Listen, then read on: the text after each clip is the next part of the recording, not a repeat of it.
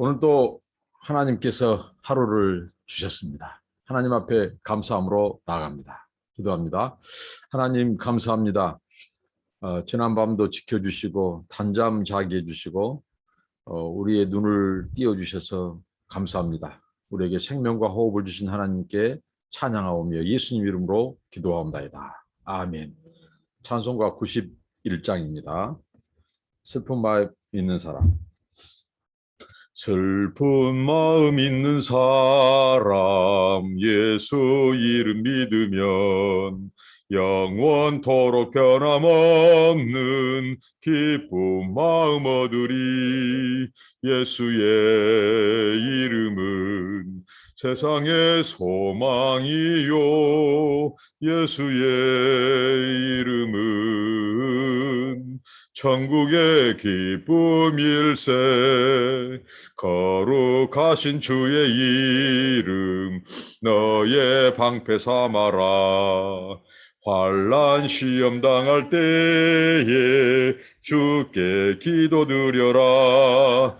예수의 이름은 세상의 소망이요 예수의 이름은 천국의 기쁨일세.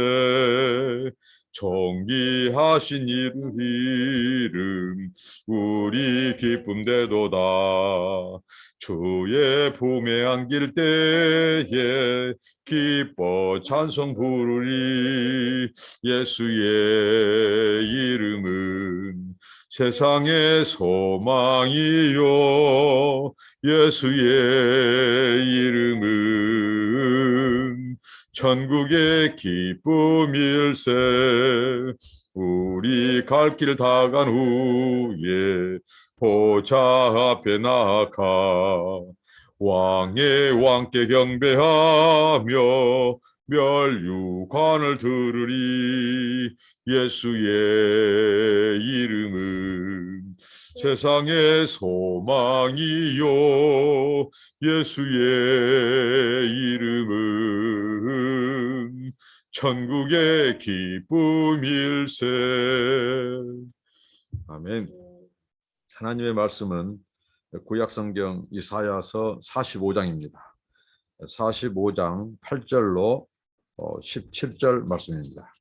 8절로 17절 말씀입니다.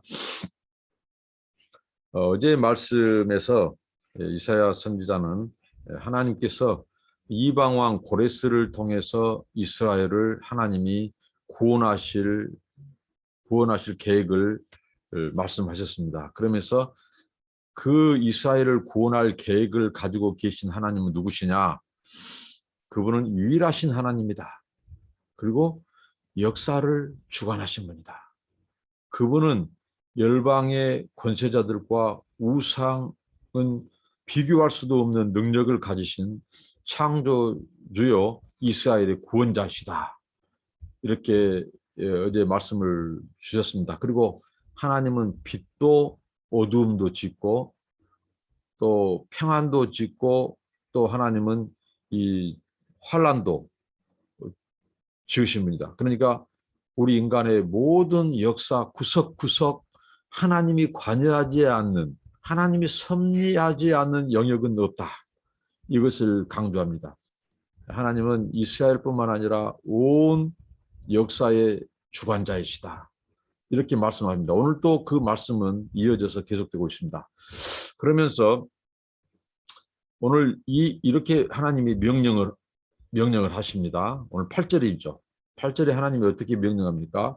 하늘아 땅들아 하고 하나님이 명령하기를 이렇게 합니다. 하늘이여, 8절입니다. 위에서부터 의로움을 비같이 듣게 할지어다. 궁창이여 의를 부어 내릴지어다. 땅이여 열려서 구원을 내고 의도 함께 움돋게 할지어다. 나 여호와가 이 일을 창조하였느니라. 하늘을 향해서 하나님께서 이 의로움을 비같이 내려라는 거죠. 그리고 궁창에게 의를 부어 내릴지어다고 말합니다. 비같이. 그러니까 의와 이 하나님의 이 의가 하늘로부터 하나님의 의로움이 비처럼 땅으로 내리게 하라는 겁니다. 마치 궁창이 비를 내리듯이 하늘에 향하여 명령합니다. 그러면 그 하나님의 의가, 하나님의 구원이 하늘로부터 이제 비처럼 내려요. 그래서 땅이여 또 하나님이 명령하십니다. 뭐라고 합니까? 땅은 구원을 내라. 싹이 돋아나듯이 하나님의 그 의를 머금은, 하나님의 위로부터 내리는 그 구원의 은혜와 의를 내릴 때, 비처럼 내릴 때 땅이여 구원이, 땅에서 구원이 싹처럼 돋아날지어다. 돋아나게 하라. 이렇게 하나님이 명령합니다. 공의도 땅에서 솟구치게 하라. 그러니까 땅에서는 하나님의 이 구원과 공의가 처럼 돋아나라고 말합니다. 하늘에게 무엇을 명했죠? 하나님의 의가 비처럼 내려라. 하나님의 의가 비처럼 내리니까 땅에서는 구원과 구원의 움이 트고 싹이 트고 또 공의가 일어난다는 것이죠. 이렇게 하나님은 명령합니다. 그러니까 하나님을 찬양하라는 거죠. 하나님의 구원을 찬양하라. 하나님의 이 놀라운 계획을 찬양하라. 선포하라. 이렇게 말씀합니다. 그런데 이 하나님의 놀라운 구원의 계획, 하나님의 이 의의 선포, 하나님이 구원과 의를 비처럼 하늘에서 내려라고 하늘을 명령하시죠. 근데 여기에 대해서 이의를 제기하는 자들이 있었습니다. 어떤 자들입니다. 열방입니다. 열방은 이런 의의를 제기해요. 오늘 무슨 이의를 제기하냐면요. 열방이 이해가 안 된다는 거죠. 하나님은 창조주예요. 하나님이 이스라엘만 창조한 것이 아니라 온 땅을, 온 우주와 열방을 창조했다고 말씀하시면서 그럼 하나님은 공평해야 되지 않습니까? 온 역사와 모든 것을 다스리시는데 모든 열방에까지도 하나님은 대우를 하셔야 되는데 왜 말로는 창조 온 역사를 다 주관한다고 하면서 이스라엘만 특별 대우를 하십니까? 왜 고레스를 통해서 이스라엘의 구원 계획을 말씀하십니까? 그러니까 이방이 볼 때, 열방이 볼 때 이해가 안 되죠. 하나님은 온 우주 만물을 창조하시고 열방의 하나님이고 모든 역사를 주관하시고 미래의 일을 유일하게 예언하신 분이라고 하는데 왜 열방에는 차별 대우하시고 이스라엘만 특급 대우를 하십니까? 특별 대우하십니까? 이렇게 이의를 제기한다는 거예요. 이해가 불공평하지 않습니까? 그 다음에 또 이스라엘에서도 그러한 하나님을 이해할 수 없다는 볼멘 소리들이 나오는 거죠. 어떻게 나옵니까? 왜 하나님은 우리 같은 언약 백성을 거룩한 하나님의 백성이라고 택했는데 말도 안 되게 저 이방의 왕을 들어서 우리를 구원하십니까?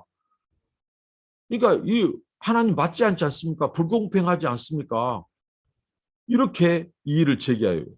이것을 하나님께서 오늘 두 가지 비유를 통해서 말씀합니다. 무엇입니까? 첫 번째는 질그릇과 조각입니다. 질그릇과 토기장이. 이 질그릇과 토기장의 비유, 하나는 부모와 자식 비유입니다. 먼저 질그릇이 이렇게 말을 한다는 거죠. 9절에 질그릇 조각 중 한 조각 같은 자가 자기를 지으신 자로 더불어 다툴진대. 또 10절에 아비에게 묻기를 네가 무엇을 낳느냐 어미에게 묻기를 네가 무엇을 낳으려고 구로하느냐 하는 자에게 화 있을진저. 자, 두 가지 공통점이 있죠. 자, 질그릇과 토기쟁이. 자, 질그릇이 토기쟁이에게 이렇게 항변한다는 거죠. 왜 나를 이렇게 만들었어? 나를 왜 더 좋은 그릇으로 만들지? 왜 이렇게 작은 간장 담는 종지로 만들었어? 왜 나는 이렇게 반듯하게 만들지 않고 조금 구부러지게 만들었어? 삐뚤어지게 만들었어? 이렇게 항변한다는 거죠. 이 소위 말한 이 한 조각 질그릇이 그를 지으신 토기장에게 또 반대로 또 다른 이유 자식이 아버지를 향해서 이렇게 항변한다는 거죠. 이 일을 제기해요. 아버지, 나를 자식이라고 낳으셨습니까? 얼마나 저주스러운 표현입니까? 아버지 나를 자식이라고 낳았습니까? 또 어머니에게 향해서 어머니 나를 낳았을 때 뭐 고생했다고요? 어머니가 나를 낳아서 무슨 고생을 했습니까? 이 해산의 수고, 성경은 이 구로라는 말은 해산의 수고거든요. 어머니가 나를 낳을 때 뭐 고생했다고 그렇게 하십니까? 이건 아비와 어미를 정말 저주하고 하는 표현이죠. 그러니까 결국은 무슨 말입니까? 질그릇이 한 조각 질그릇이 토기쟁이에게 이의제기하고 항변하고 못마땅이고 빈정되는 것이나 자식이 부모에게 나를 그런다고 자식이라고 낳습니까? 어머니가 무슨 고생했고 나를 낳는다고 무슨 미역국을 먹었다고 얼마나 고생했다고 그렇게 떠드십니까? 이렇게 몰상식하고 정말 불효자식, 정말 호로자식이죠. 이렇게 대드는 것이나 똑같다는 거죠. 마치 어떻게 열방이 하나님은 왜 이스라엘만 특별 대우하십니까? 그리고 왜 하나님은 저 고레스 같은 이방 왕을 통해서 구원하십니까? 우리를 이렇게 빈정되고 못마땅하게 하는 것이나 똑같다는 거죠. 하나님께 대드는 것, 그분의 주권, 그분의 통치, 그분의 섭리에 대해서 못마땅하게 여긴 거예요. 그런데 오늘 이 말씀을 통해서 하나님의 주권은 절대적이다. 어떤 인간도 여기에 대해서 이의를 제기할 수 막을 수 없다. 너희들이 이해하려고 하지 말고 순복하고 순종해라. 하나님의 절대 주권 앞에 필요한 것은 순종이고 믿음이고 그 순복이지.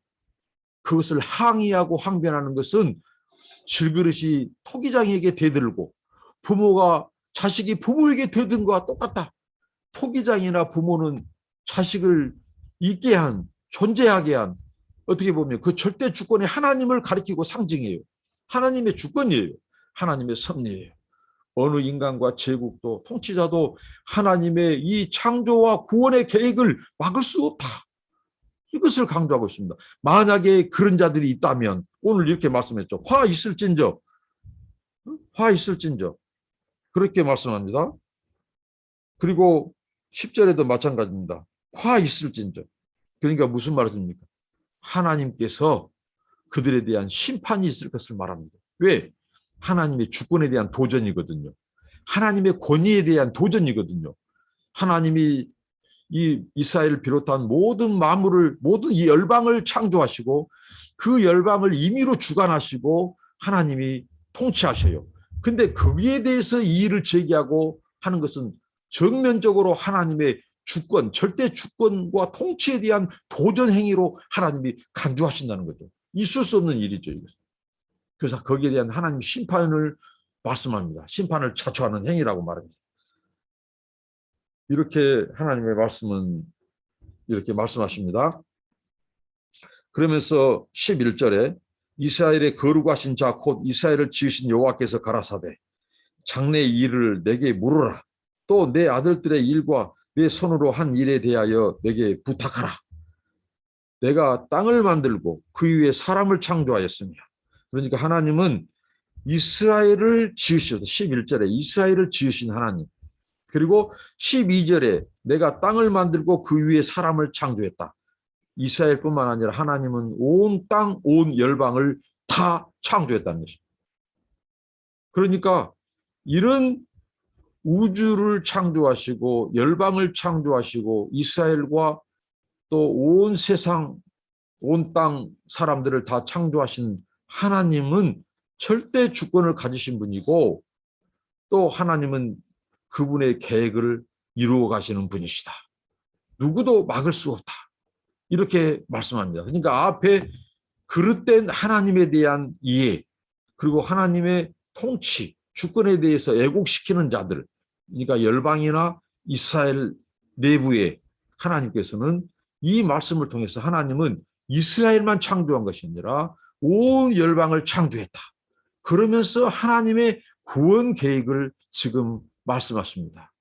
그러니까 하나님은 이스라엘에 대한 구원 계획뿐만 아니라 온 열방에 대한 구원의 계획도 가지고 계시다는 사실입니다. 그래서 내가 친수로 하늘을 펴고 그 만상을 명하였다. 하나님은 직접 세상을 창조하고 주관하시고 보존하시고 섭리하시고 다스리시고 통치하신다. 이렇게 말씀하신 것입니다. 그러니까 하나님은 한 이스라엘에 그 작은 이스라엘의 하나님, 이스라엘 사람들이 섬기는 신뿐만 아니라 하나님은 열방의 주인이고 우주 만물의 창조주요 통치자라는 것을 하나님이 선포하고 계십니다. 13절에 내가 의로 그를 일으킨지라. 여기서 그는 누굽니까? 고레스입니다. 고레스를 하나님이 일으키는 것은 하나님의 의로운 행동이에요. 하나님은 항상 선하시고 의로운 분이고 공평하신 분이십니다. 사람들이 그 하나님의 그 계획과 섭리를 알지 못한 거예요. 깨닫지 못하고 이해하지 못한 거예요. 그러면서 하나님께서 그랬습니다. 그 고레스를 일으켜서 13절 그의 모든 길을 곧게 하리니 그가 나의 성읍을 건축할 것이며 나로 나의 사로잡힌 자들을 값이나 갚음 없이 아무 조건 없이 무슨 것을 싹스를 받고 하는 것이 아니라는 거죠. 놓으리라, 자유케 하리라, 풀어주리라. 그러니까 하나님께서 고레스 왕을 세워서 이방의 왕 고레스를 세워서 이스라엘을 재건하시겠다는 거예요. 이스라엘을 재건하시고 고레스를 통해서 이스라엘 백성들을 놓아주게 한다. 풀어주게 한다. 그것을 하나님께서 당신의 의로운 계획이고 의로운 행위라고 말씀합니다. 곧게 하리라. 그러니까 막을 수 없다는 거죠. 하나님께서 고레스 앞서서 이 일을 행하시고 주관하십니다. 그러니까 하나님은 이스라엘뿐만 아니라 온 열방을 하나님은 통치하신다는 거죠. 자, 이스라엘 구원을 위해서 열방의 당시의 제국의 이 패권을 가졌던 고레스, 이 고레스를 일으켜서 페르시아 제국을 통해서 바벨론을 하나님께서 무너뜨리고 그 바벨론이 포로로 잡고 있는 이스라엘 백성들을 풀어주게 하겠다는 거예요. 그러니까 하나님은 이스라엘의 하나님뿐만 아니라 열방의 하나님도 되신다는 거죠. 하나님은 이렇게 모든 것을 주관하시죠. 그러니까 어느 누구도 하나님이 계획하시고 하나님이 행하시고 통치하신 것, 하나님의 섭리는 막을 수 없다. 이렇게 강조하고 있습니다. 이게 다 토기장이와 또 이 부모를 애곡시키는 그 불효한 자식의 항변을 일축하고 있는 말씀이죠. 그러면서 14절부터 이제 하나님의 구원이 하나님의 주권이 열방에 미칠 것을 말씀합니다. 이스라엘뿐만 아니라 하나님의 주권은 열방에 미친다. 이스라엘의 구원만이 아니라 하나님은 열방을 향한 구원 계획도 가지고 계시고 그 구원을 위해서 하나님이 먼저 이스라엘을 불렀다. 그리고 그 이스라엘을 통해서 하나님은 모든 민족과 열방을 구원하실 것이다. 하나님의 구원과 하나님의 주권은 이스라엘을 뛰어넘어 열방의 온 땅에 미칠 것이다. 온 민족과 온 백성에게 미칠 것이다. 이것을 지금 하나님은 가르치고 있습니다. 그래서 14절입니다. 여호와께서 말씀하시되 애굽에 수고한 것과 구스에 무역한 것과 스바의 장대한 족속들이 다 내게로 돌아와서 네게 속할 것이요 그들이 너를 따를 것이라 사슬에 매여 건너와서 네게 굴복하고 간구하기를 하나님이 과연 네게 계시고 그 외에는 다른 하나님이 없다 하리라 하시니라. 이제 만방이 열방이 주께로 이스라엘로 온다는 사실입니다. 무슨 말씀입니까? 여기서 등장하고 있는 이집, 애굽, 구스 당시에 이 패권을 쥐었던 나라들, 큰 나라들, 제국들 그들은 이 상권도 쥐었어요. 무역도 쥐었어요. 그걸 장악했어요. 그러니까 당시에 이 국제 정치, 국제 경제를 주름잡던 그 제국, 그 나라들이 누구에게 와요? 이스라엘에게 와요. 하나님께 돌아와요. 무엇을 가지고? 선물을 가지고 돌아옵니다. 왜 선물을 가지고 돌아와요? 지금까지 이들은 이스라엘을 만만케 봤습니다. 이 작은 나라 주물떡주물떡했어요. 이스라엘을 통치했잖아요. 포로로 잡아갔잖아요. 그리고 노예로 삼았잖아요. 정말 이스라엘을 괴롭혔던 나라가 애굽, 이 구스 뭐 이런 나라들입니다. 이방 나라입니다. 이것은 땅끝의 상징입니다. 땅끝에서부터 만방이 이 시온으로 예루살렘으로 와요. 그것도 빈손으로 오지 않아요. 그들은 선물 꾸러미를 마차에 바리바리 싣고 행렬을 이끌고 와요. 왜요? 하나님의 영광을 봤습니다. 그들이 하나님의 구원과 하나님의 절대적인 통치 능력을 봤어요. 그래서 이스라엘의 그 작은 나라, 자기들이 압제하는 그 나라에 선물을 가지고 줄을 서기 위해서 지금 오고 있다, 올 것이라고 하는 하나님께서 예언하십니다. 선물을 가지고 올 것이다.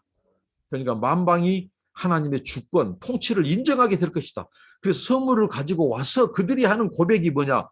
당신들이 섬기는 하나님이 참 하나님이시오. 당신의 여호와 예에는 참신이 없소. 우리가 인정하오. 우리가 그 하나님을 경배하러 왔소. 이렇게 선물까지 가지고 오면서 그들은 하나님께 영광을 돌리게 될 것이라고 합니다. 이 작은 이스라엘, 얕잡아보고 노예로 포로로 잡아갔던 그 작은 나라, 한낱 하나님은 이스라엘 백성들이 섬기는 아주 작은 그 나라의 신정도로 여겼는데, 그 하나님이 만물을 창조하신 분이고, 그 하나님이 우주와 또 세상의 역사를 주관하는 통치자임을 우리가 알았어. 그 하나님이 모든 열방의 구원자요, 통치자요, 창조자요. 우리가 그 하나님을 인정하기 위해서 왔어. 그렇게 고백하게 된다는 것입니다. 이게 하나님의 주권이, 하나님의 구원이 열방에 미치게 될 것이라고 하는 것을 말합니다.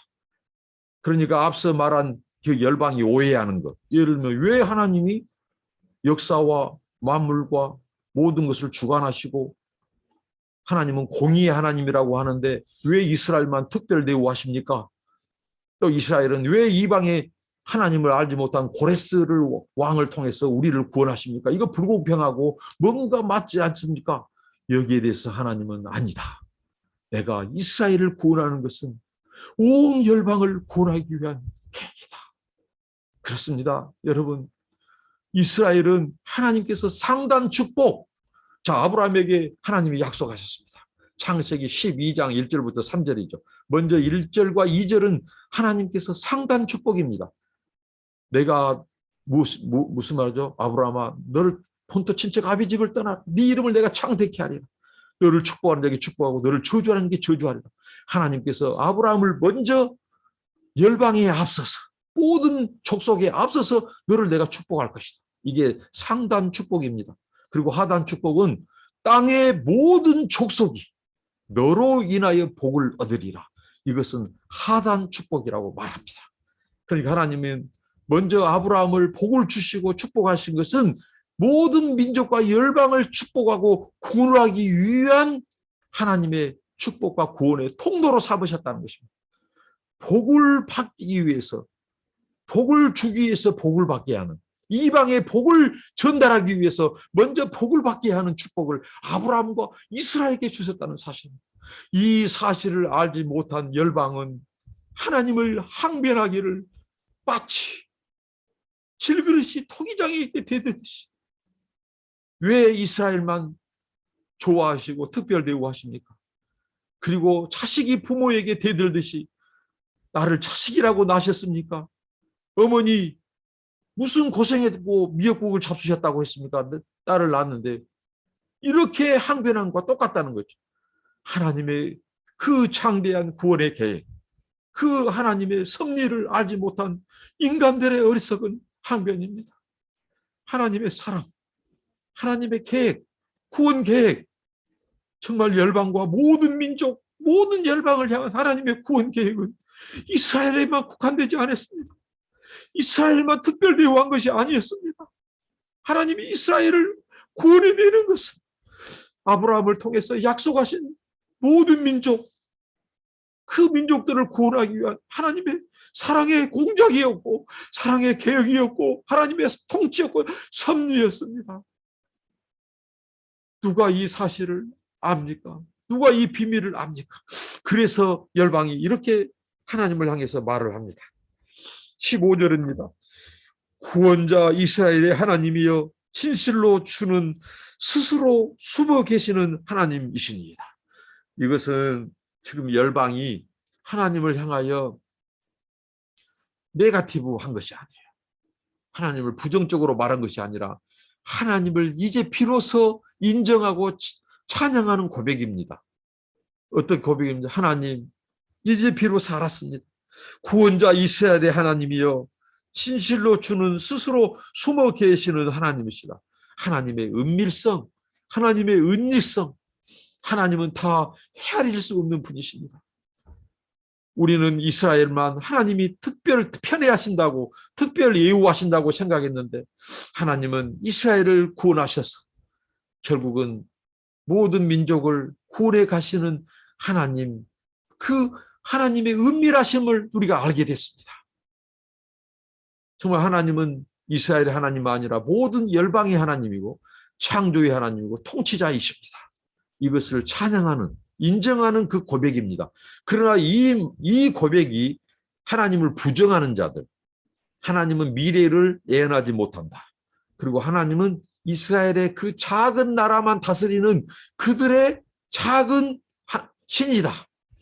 이렇게 하나님을 제한하고 인정하지 않는 자들의 고백은 어떻게 보면 부정적이겠죠.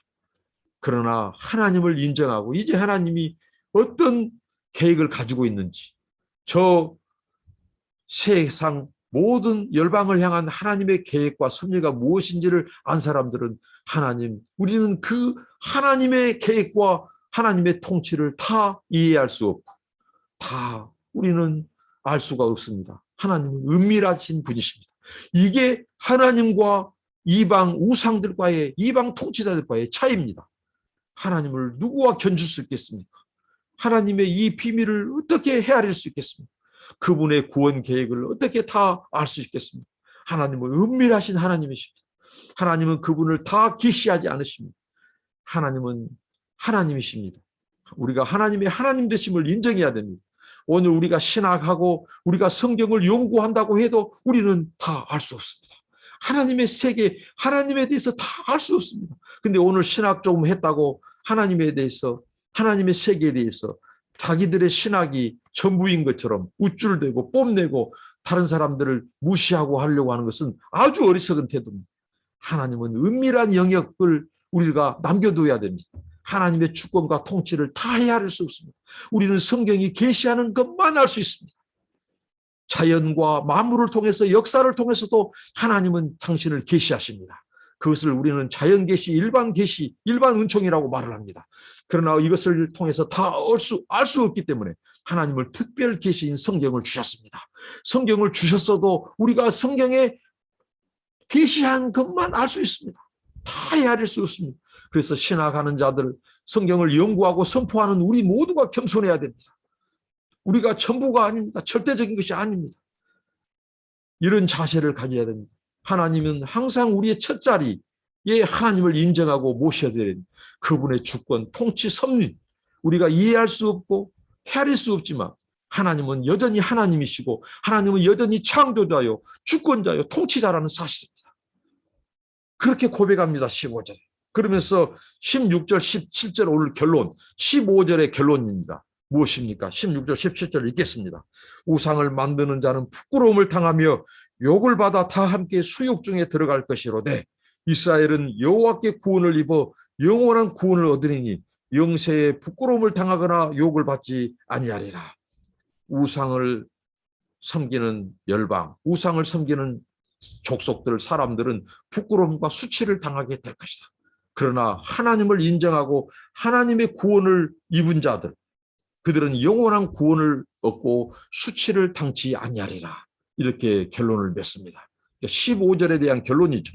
15절, 구원자 이스라엘 하나님을 인정하는 자, 그들은 누굽니까? 우상을 버리고 우리가 섬긴 우상이 거짓 신임을 알게 됐습니다. 우리가 섬기는 우상은 가짜임을 알게 됐습니다. 그리고 이스라엘 시온을 향해서 선물을 가지고 여호와께 제물을 가지고 돌아오는 족속과 백성들은 구원을 받게 될 거랍니다. 그들은 하나님을 인정해요. 그리고 이스라엘도 마찬가지예요. 이스라엘의 하나님은 열방의 하나님이십니다. 그것을 인정하고 하나님의 구원을 받아들인 이스라엘 백성들도 수치를 당하지 않고 구원을 받게 될 것이라고 말씀합니다. 그러니까 우상을 섬기는 열방 족속들도 그 우상의 거짓됨을 인정하고 우상을 버리고 참 하나님께 돌아와서 시온에 와서 제물을 하나님께 예배해 드릴 제물을 가지고 와서 하나님만이 참 신입니다. 이스라엘의 하나님만이 온 우주와 열방의 하나님도 되십니다. 그분만이 구원자입니다. 그래서 우리가 그 하나님을 섬기고 하나님을 예배하기 위해서 왔습니다. 그런 열방이나 이스라엘이나 다 수치와 모욕을 당하지 않고 구원을 받게 될 것이라고 하는 말씀입니다. 사랑하는 형제자매 여러분, 우리 하나님은 주권자이십니다. 이스라엘뿐만 아니라 온 열방의 주권자요, 창조자요, 홀로 하나님이시며 구원자이십니다. 하나님은 우리들을 먼저 부르신 이유가 바로 우리로 인하여 모든 족속 천하열국이 복을 받게 하기 위해서 먼저 우리에게 구원의 복을 주셨습니다. 먼저 하나님의 자녀됨의 특권과 복을 주셨습니다. 이것은 우리만을 위한 복이요 특권이 아닙니다. 열방을 위해 모든 족속, 하나님의 마음은 모든 족속이 돌아오기를 원해요. 그러니까 하나님은 한낱 이스라엘 하나님만이 아니에요. 모든 열방의 하나님, 모든 열방과 족속에까지 그분의 구원은 미쳐야 됩니다. 이스라엘에게만 미친 것이 아니에요. 그분의 구원과 통치는 이스라엘에게만 국한된 게 아니에요.